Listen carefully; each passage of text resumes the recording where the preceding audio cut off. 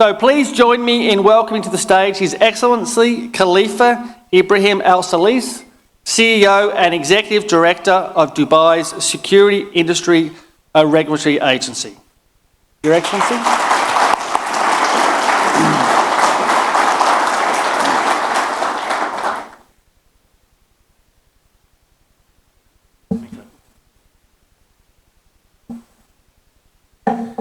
السلام عليكم ورحمة الله وبركاته. يسعدني أن أجدد لقائي بكم اليوم في هذا المؤتمر المتميز لتبادل الخبرات حول أهم التحديات والتطورات التي تواجه رواد صناعة الأمن في عالمنا الأمني. فقد أصبح من الضروري لمدير الأمن الفعال أن يتمتع بحزمة من المهارات الإدارية الاستباقية كإدارة الأزمات والتخطيط للطوارئ وإدارة استمرارية الأعمال ليصبح قادراً على تلبية أي تغيير في نوع المخاطر المعتادة. وهنا يأتي الحديث عن الأزمات والكوارث الطبيعية على رأس القائمة. To be able to respond to any change in the type of usual risks. Talking about crises and natural disasters is at the top of the list, especially with the escalation of severe climate changes that the world is witnessing in light of the increase in carbon emissions. Therefore, I dedicated my speech today to discuss our unique experience in recovering from unprecedented crises and disasters in our region, and the pillars on which such experience is based on. This is due to the exceptional ability of this experience to transform sudden challenges into success stories and even new records in the security march in Dubai, and to enhance its unique culture in dealing with crises with a unified man's heart and transparency in which leadership takes the first ranks of danger and participate hand in hand with the people and various bodies to overcome the crisis. The features of this culture were formed by the early founders. It was evident in journals of His Highness Sheikh Mohammed bin Rashid Al Maktoum in his book, My Story, published in 2018, for which he talks about his late father, Rashid bin Saeed Al Maktoum, who was the ruler of Dubai at the time, in an inspiring leading position for all of us in addressing a similar crisis that ravaged both lives and properties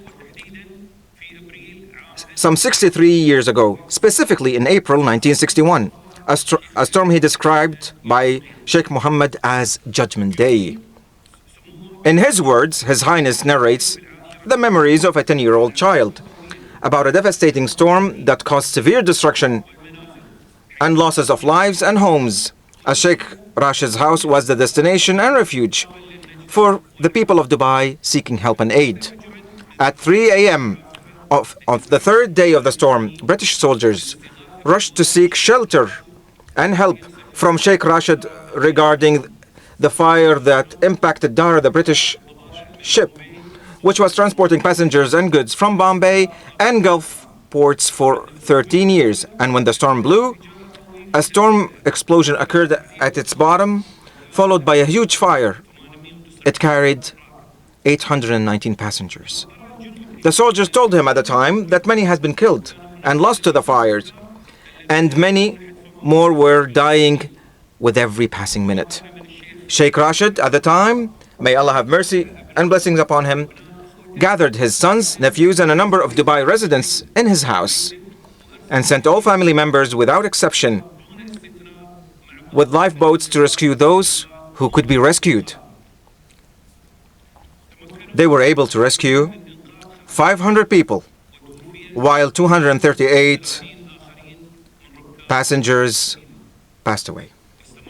The situation continued for a few days in which Sheikh Rashid did not know sleep. The death toll was enormous and no house was spared from a loss. And as Sheikh Mohammed bin Rashid states, despite the number of losses, I learned how a leader manages a sudden crisis, and that a leader must stand in the front lines of crisis management, just like my father did back then. This marked an essential part of the legacy of the government leadership in Dubai and the community culture of initiative and giving during crisis. The leadership took the same path in dealing with each and every crisis. And you might remember when Sheikh Mansour bin Mohammed was at the forefront of leading rescue operations during the Address Hotel fire in 2016, ahead of the New Year's celebrations, as well as the presence of His Highness Sheikh Mohammed bin Rashid Al Maktoum, the ruler of Dubai himself, to inspect the site of the incident among his men of security and safety forces, praising the response and role during the event, which showed the readiness of the executive bodies in Dubai to contain and intervene rapidly, which was the focus of the world's attention. And many more global challenges, such as the COVID pandemic, in which the response of the bodies and entities of the government was exemplary, and the UAE proved to have an experience to be followed in suit in containing crises. The UAE ranked first in the Arab world and the 37th globally in the COVID Economic Recovery Index, based on an assessment of the capabilities and ingredients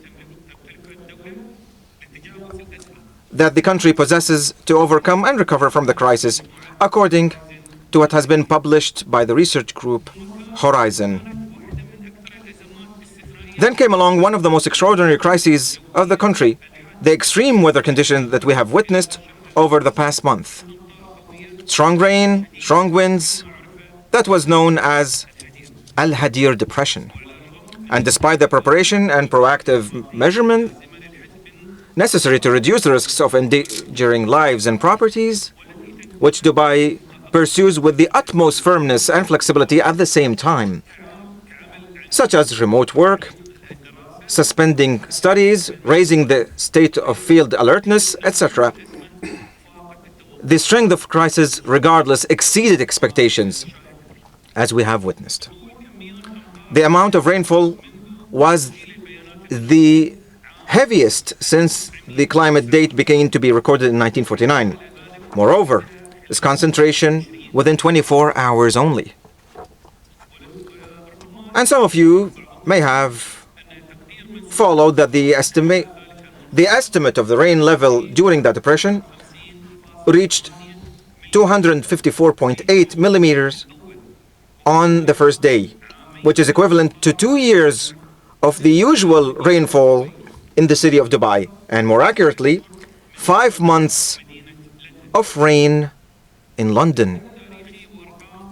A historic event and unprecedented numbers and figures at all levels created an exceptional challenge for the government in general and the field security sector particularly and directly, in light of general orientation of the leadership, which places the interest of citizens and residents as their top priority in dealing with any crisis and enhancing the positive aspect of crises through cooperation, initiation and community awareness. And from the first moments and at the state level, the comprehensive response began in the field, in which 258 local, federal and private sector agencies responded.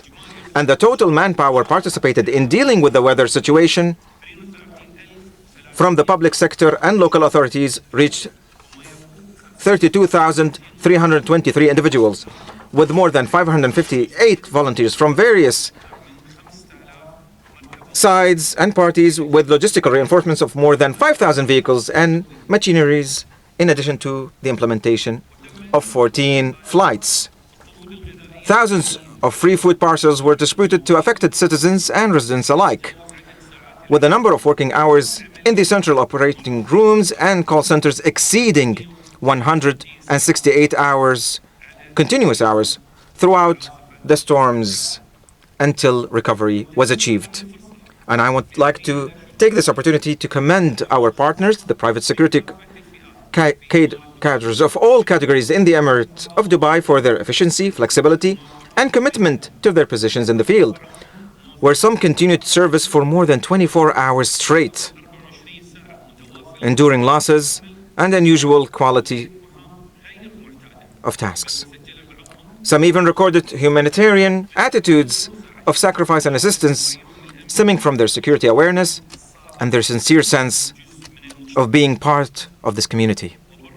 And despite the compelling operational challenges in such crises, the various departments in the organization have been working to limit and study them and to support companies in their initial assessments and the consequences of the crisis and examining the efficiency and continuity of the work of various security systems. I am confident in the efficiency of our private security partners and the effectiveness of the SOPs in which security departments operate within various sectors in Dubai, in addition to performance monitoring and risk assessment measures in preparation for any future crisis.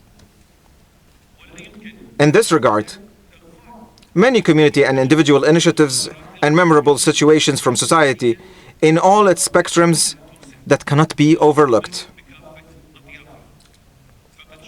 It wasn't only hundreds, but rather thousands of the general public who took place in the initiatives to save lives and properties, motivated by their awareness and cooperation. It wasn't just that alone, but even the responsibility drove them to face danger, in some cases to rescue a vulnerable animal or deliver meals to those stranded in their positions. In the days following the crisis, many innovative volunteering initiatives emerged as delivery groups for medicines and daily basic needs, as well as others to tow and repair sunken cars for free, and others went to clean streets and neighborhoods, and many other unusual scenes during such crises around the world. The operations of managing Hadir crisis was an exceptional event that had priority for security presence to reduce the impact of the crisis of those affected and preventing loss of life, albeit in exchange for facilities and infrastructure.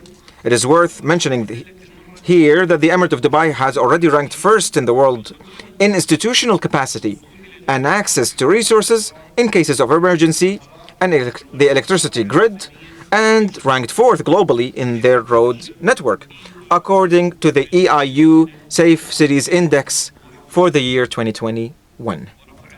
This increased its readiness to recover in a record time through early alert measures, strong infrastructure, and the readiness of security and safety personnel. Life began to return to pre-depression in less than a week. Indeed, the second wave of the depression over the past week passed without any impact on business continuity, movement, traffic, or number of reports, despite its intensity in some areas. And this is all thanks to Dubai's consistent approach in leveraging its experiences and developing preparedness for subsequent crises. In conclusion, the experience of rapid and professional recovery after crises and disasters can be analyzed in three main factors, in my opinion, which are proactiveness and dynamism, which require the development of possible scenarios and channeling of resources towards monitoring and early alert tools. Second, adopting a multidimensional approach in dealing with crises, paying attention to the economic, health, and social aspects. For example, business continuity plans, attention to the speed of issuing orders and legislations to compensate those who have been affected, supporting them psychologically and socially, in addition to health and community awareness in the post-crisis phase.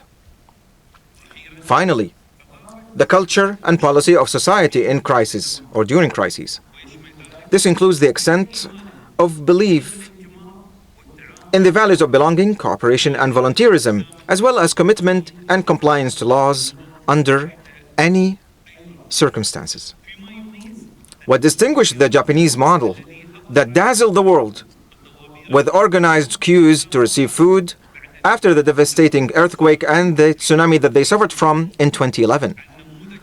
Apart from another model where looting or chaos to scramble for aid after natural disasters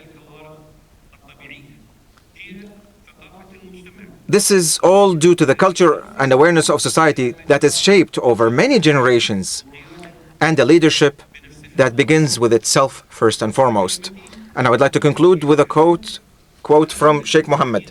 I have learned never to underestimate nature and to always be ready for any emergency. And despite the severity of the storm, it showed the noblest cooperation and solidarity that is in the people of Dubai. Thank you very much.